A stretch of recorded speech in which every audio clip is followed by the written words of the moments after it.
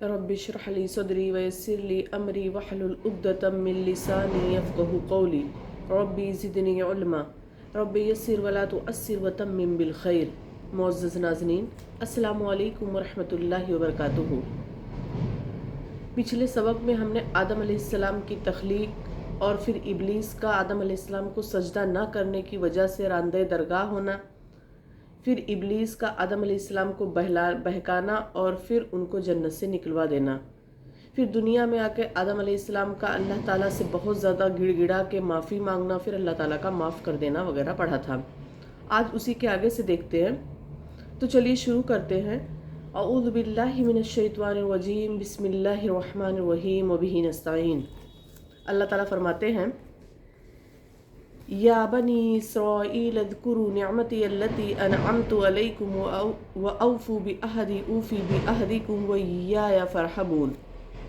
اللہ تعالیٰ فرماتے ہیں، اے بنی اسرائیل، اے اسرائیل کی اولاد، اذکروا نعمتی التی، میرے اس نعمت کو یاد کرو، التی انعمت علیکم، جو میں نے بطور انعام تم پر کی، وَأَوْفُوا بِعَهْدِي، اور میرے عہد کو پورا کرو، اوفی بعہدکم، تو میں بھی تمہارے عہد کو پورا کروں گا، وَإِيَّايَ فَارْهَبُونَ، اور مجھی سے ڈرو۔ اسرائیل کے معنی کیا ہوتے ہیں؟ اسرائیل کے معنی عبداللہ، یعنی اللہ کا بندہ۔ یہ حضرت یعقوب علیہ السلام کا لقب تھا، اور یہودی بنی اسرائیل کہلاتے ہیں۔ یعقوب علیہ السلام کے 12 بیٹے تھے، جن سے 12 قبیلے نکلے، اور ان میں بکثرت انبیاء اور رسول آئے۔ بنی اسرائیل جو تھے، ان کو عرب میں اس کی گزشتہ تاریخ اور علم اور مذہب کے اعتبار سے اس سے بہت زیادہ لگاؤ ہونے کی وجہ سے ایک خاص مقام حاصل تھا۔ تو اللہ تعالیٰ وہی احکامات الہی یاد دلا رہے ہیں اور وہی انعامات یاد دلا رہے ہیں کہ اے بنی اسرائیل، تم میرے اس عہد کو پورا کرو جو تم نے مجھ سے کیا تھا۔ وہ عہد یہ تھا کہ جب نبی کریم صلی اللہ علیہ وسلم آ جائیں گے تو تم ان کی نبوت کو مانو گے اور ان کے اوپر ایمان لے کر آؤ گے، تو میں بھی تمہارے عہد کو پورا کروں گا۔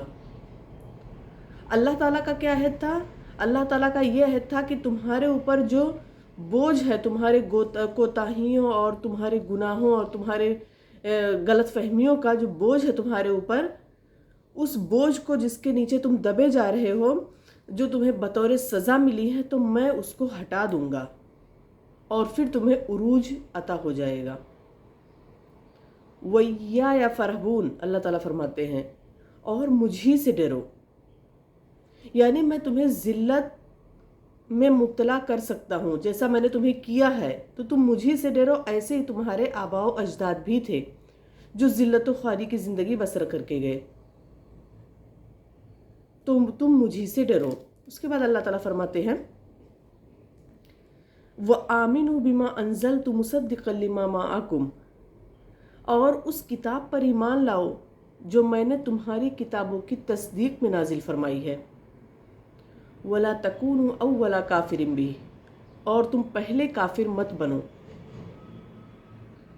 یہاں پر اللہ تعالیٰ کیا فرماتے ہیں؟ یہاں پر قرآن کے بارے میں اللہ تعالیٰ فرماتے ہیں کہ یہ وہ قرآن ہے جو پچھلی تمام کتابوں کی تصدیق کرتی ہے، پچھلی تمام کتابوں کے منزل من اللہ ہونے کی تصدیق کرتی ہے، تمام انبیاء اور رسول کی تصدیق کرتی ہے۔ تو یہ وہ کتاب ہے، تو تم اس کتاب پر ایمان لے کر آؤ۔ وَلَا تَكُونُوا أَوَّلَ كَافِرٍ بِهِ، بِهِ میں جو ہا کی ضمیر ہے، اس سے مراد قرآن بھی ہو سکتا ہے اور اس سے مراد نبی کریم صلی اللہ علیہ وسلم بھی ہیں۔ دونوں ہی صحیح ہے، کیونکہ دونوں لازم و ملزوم ہیں، دونوں ہی باتیں صحیح ہیں۔ قرآن کے ساتھ کفر کرنا محمد صلی اللہ علیہ وسلم کے ساتھ کفر کرنا ہے، اور محمد صلی اللہ علیہ وسلم کے ساتھ کفر کرنا قرآن کے ساتھ کفر کرنا ہے۔ تو اولا کافرن بھی یعنی تم پہلے کافر مت بنو۔ اس کا کیا مطلب ہے؟ تو اس کا مطلب یہ ہے کہ یعنی جو تمہیں علم ملا ہے وہ تمہیں سب سے پہلے ملا ہے، اور یہ علم ایسا ہے جس سے دوسرے لوگ محروم ہیں، اس لیے تمہاری ذمہ داری زیادہ ہوتی ہے، کیونکہ تمہیں پہلے یہ علم ملا، اس لیے تمہاری ذمہ داری زیادہ ہے کہ تم اس کو زیادہ مانو۔ دوسری بات یہ ہے کہ مدینہ میں یہودیوں کو سب سے پہلے دین کی دعوت دی گئی۔ حالانکہ اس سے پہلے لوگ اسلام لا چکے تھے، لیکن یہودی جو تھے ان کو سب سے پہلے دین کی دعوت دی گئی، اسی لیے کہا گیا کہ تم یہودیوں میں پہلے کافر مت بنو، کیونکہ اگر تم ایسا کرو گے تو پھر اللہ تعالیٰ فرماتے ہیں کہ اگر تم ایسا کرو گے تو پھر میں تمہاری ذلت اور کفر کا وبال تمہارے ہی اوپر پڑ جائے گا، میں تمہیں اسی میں ہی مبتلا کر دوں گا، اسی ذلت اور خواری کی زندگی بسر کرو گے۔ جتنے بھی یہودی، تمام یہودیوں کے کفر کا وبال صرف سب تمہارے اوپر آ جائے گا۔ اسی لیے اللہ تعالیٰ نے ان کو یہاں پر پہلے وہ احسان یاد دلائے، پھر اس کے بعد ان کو زجر و توبیخ کی۔ اس کے بعد اللہ تعالیٰ فرماتے ہیں وَلَا تَشْتَرُوا بِآيَاتِي ثَمَنًا قَلِيلًا، اور میری آیت کو تھوڑے تھوڑے داموں پہ مت بیچا کرو۔ وَإِيَّايَ فَاتَّقُونِ، اور مجھے سے ڈرو۔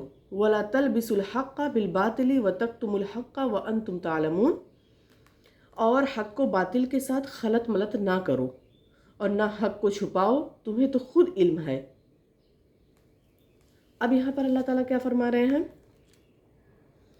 کہ میری آیت کو کم داموں میں مت بیچو۔ اس کا یہ مطلب ہرگز نہیں ہے کہ اگر اس کا معاوضہ یعنی اللہ کی آیت کا معاوضہ زیادہ ملنے لگے تو اس کا سودا کر لے۔ اس کا یہ مطلب ہرگز نہیں ہے، بلکہ اس کا مطلب یہ ہے کہ احکام الہی کے مقابلے میں دنیا کے مفادات کو اہمیت مت دو، کیونکہ احکام الہی کے مقابلے میں دنیا کی پوری معلومات، جتنی بھی دنیا کے سامان ہیں، وہ سب کے سب احکام الہی کے مقابلے میں حقیر ہیں، ہیچ ہیں، ثمن قلیل ہیں، ان کی کوئی وقت نہیں ہے۔ تو تم اتنی اہم چیز کے مقابلے میں دنیا کو ترجیح مت دو، یہ کہنا چاہ رہے اللہ تعالیٰ۔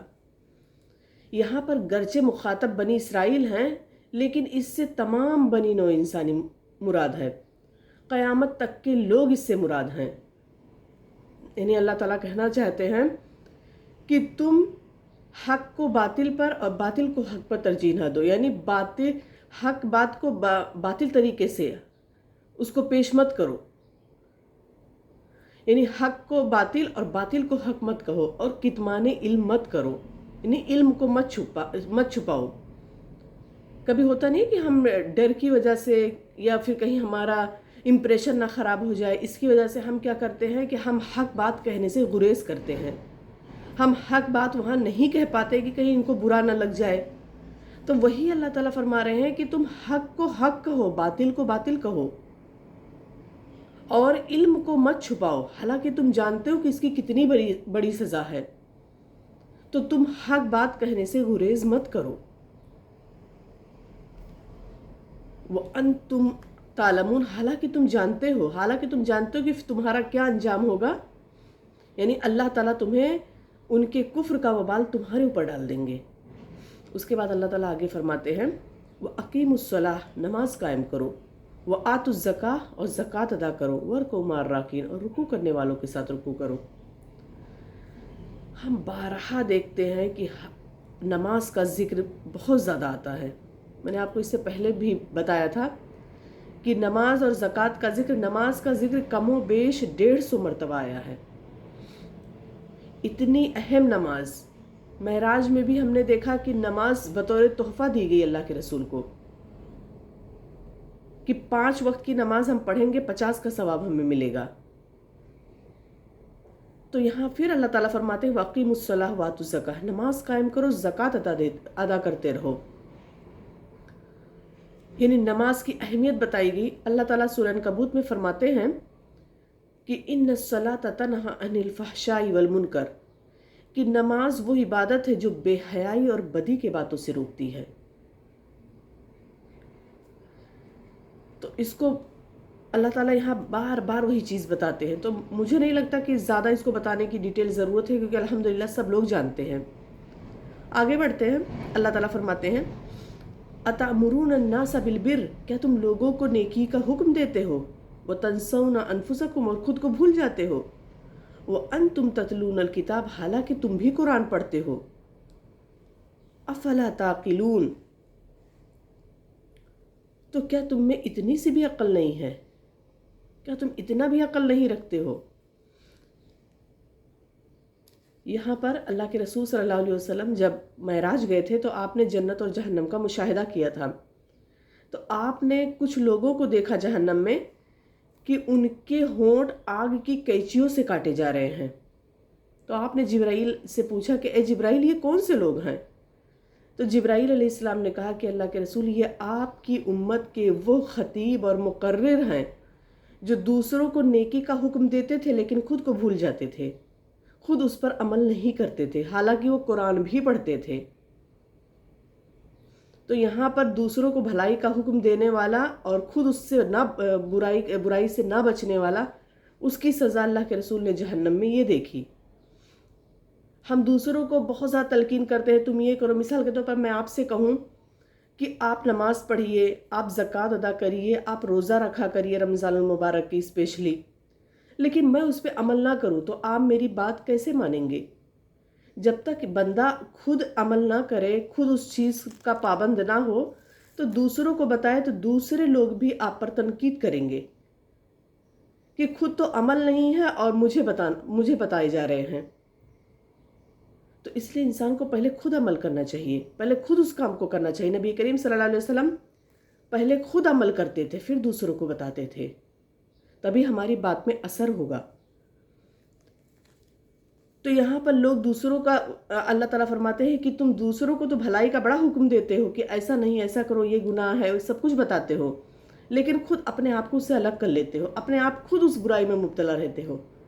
حالانکہ تم قرآن پڑھتے ہو، تم جانتے ہو اس کی سزا کیا ہے، تم حدیث پڑھتے ہو، تم جانتے ہو اس کی سزا کیا ہے. تو کیا تم میں اتنی سی بھی عقل نہیں ہے کہ خود بھی اس چیز سے بچ جاؤ؟ اس کے بعد اللہ تعالیٰ فرماتے ہیں وَاسْتَعِینُوا بِالصَّبْرِ وَالصَّلَاةِ، صبر اور نماز کے ذریعے سے مدد چاہو، مدد طلب کرو. وَإِنَّهَا لَكَبِيرَةٌ إِلَّا عَلَى الْخَاشِعِينَ، اور یہ بڑی چیز ہے مگر ڈر رکھنے والوں کے لیے. ہر اللہ والے کے لیے صبر اور نماز، یہ دو چیزیں ہر اللہ والا جو ہوتا ہے اس کے دو بڑے ہتھیار ہوتے ہیں، صبر اور نماز.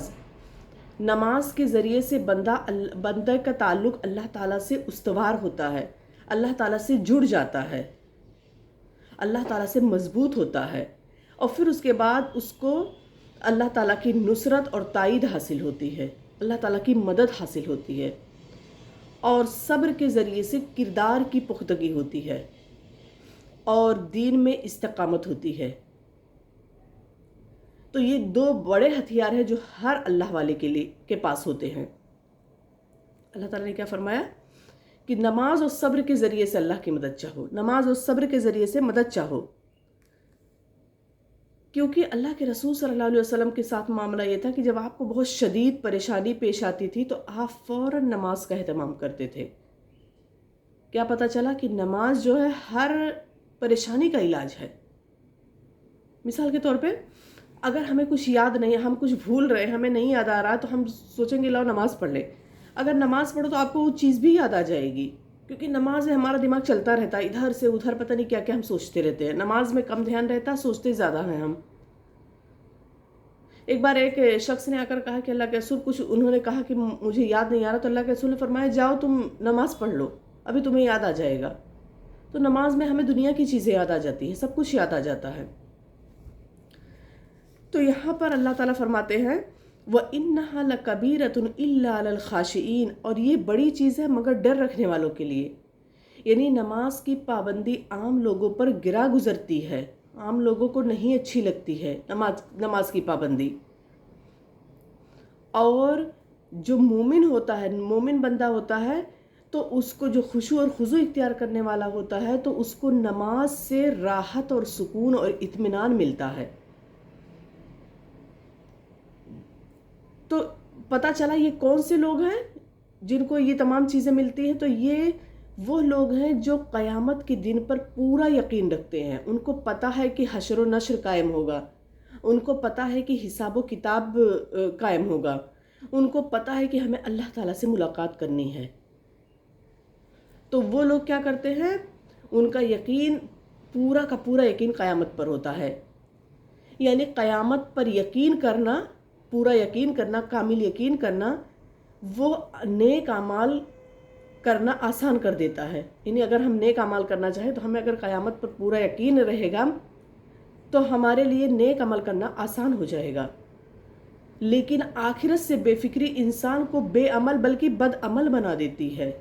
اگر انسان کے پاس آخرت کی کوئی فکر ہی نہ ہو، اس کو کوئی پرواہ نہ ہو آخرت کی، اپنے کہ ہم آخرت میں ہمارے ساتھ کیا ہوگا، تو وہ بے عمل نہیں بلکہ وہ بد عمل بن جاتا ہے. اللہ تعالیٰ فرماتے ہیں آگے، الذین یظنون انہم ملاقو ربہم، اور جو جانتے ہیں کہ وہ اپنے رب سے ملاقات کرنے والے ہیں، وَأَنَّهُمْ إِلَيْهِ رَاجِعُونَ، اور اس کی طرف لوٹ کر جانے والے ہیں.